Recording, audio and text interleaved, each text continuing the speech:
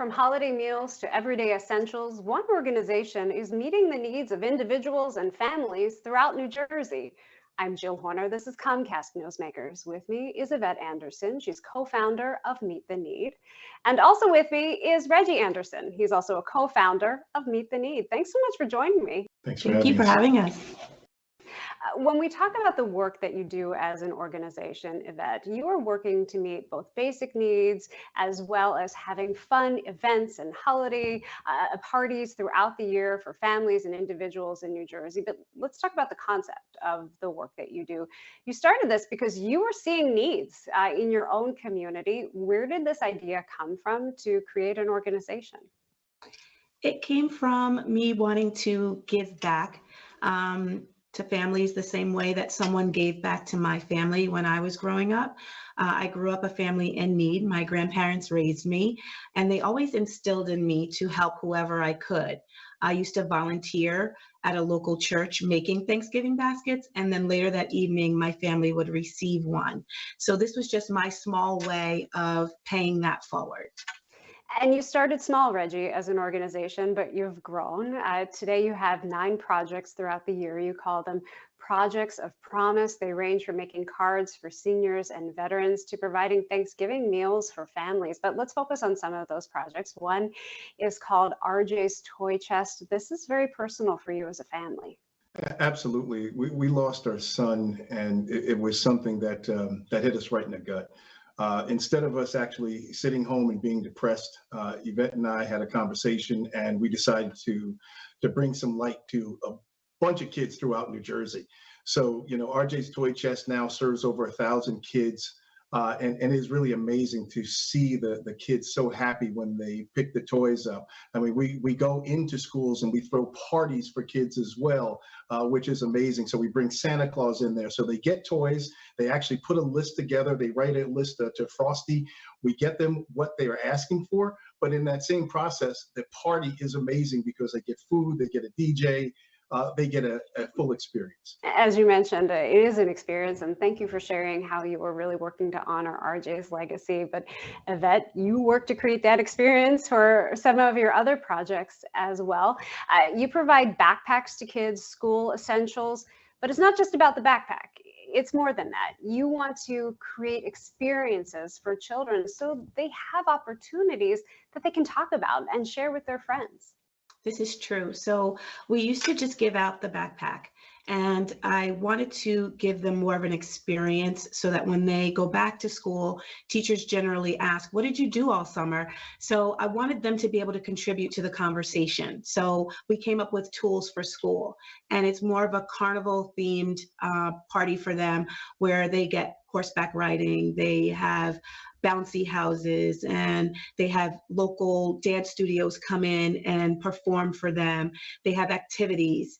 And of course, the highlight of it is having hot dogs, hamburgers, cotton candy, popcorn, you name it, we have it out there for them. And it was a way for them not to feel left out of a conversation. In my eyes, I'm always thinking about what I experienced as a child in need, and I try and apply that to what we provide to the kids that we service. And Reggie, I want to ask about some of the other work that you do. It's related to homeless outreach. You say this is an important component of your work, reaching out to those living in homelessness.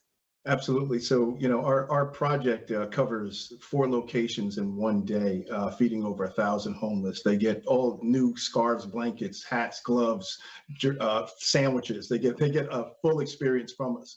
But, part of it is, really, we have a conversation with them. We learn the demographic between North Jersey to Central Jersey to South Jersey, and we actually want to do more for them. So part of the huge project in that crazy day is to get a better understanding of how we can help them get off the street.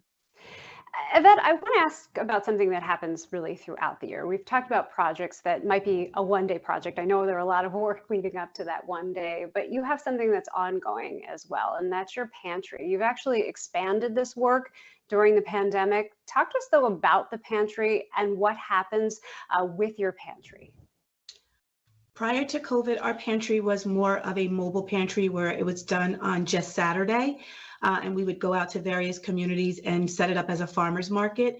We've now transitioned that into a daily pantry where families can come Tuesday through Friday to our office in Freehold, and they can receive groceries. They can get anything from meats to vegetables, fruits, canned goods. It's like a typical grocery store experience, only it's free.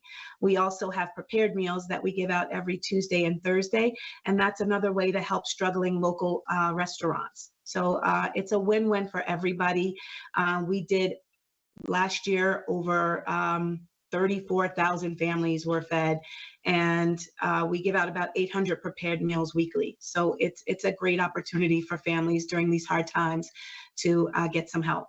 Reggie, in addition to your projects and your ongoing pantry, you want to work to transform lives. You want to make a difference in the lives of individuals and families. What is the concept of your transformation center?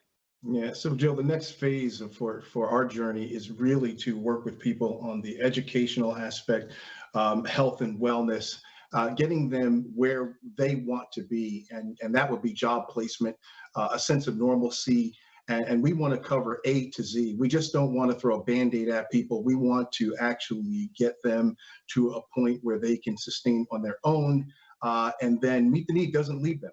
We're always going to be there for them if they need to come back. But the best thing about this is that we have stories already where people actually have come back and said, hey, Meet the Need, you've helped me, and now I want to donate and donate my time as well as my resources because you helped us get off of get on our feet. So really good stuff.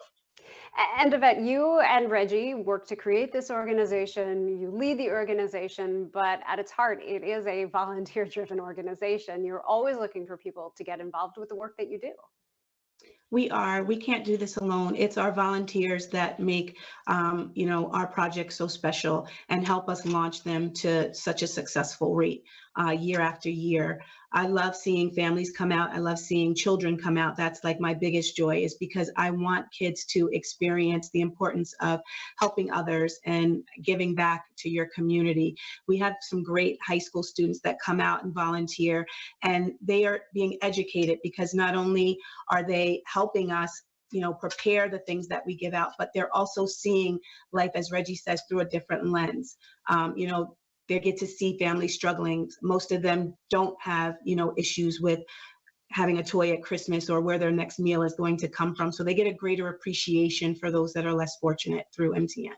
Thank you for sharing a little bit about the work that you do. And if people want more information about getting involved, they can just reach out on your website. Absolutely. Absolutely. Thank you. I've been talking with Yvette Anderson and Reggie Anderson. I'm Jill Horner for Comcast Newsmakers. For more information and conversations from across the country, you can visit our website at comcastnewsmakers.com.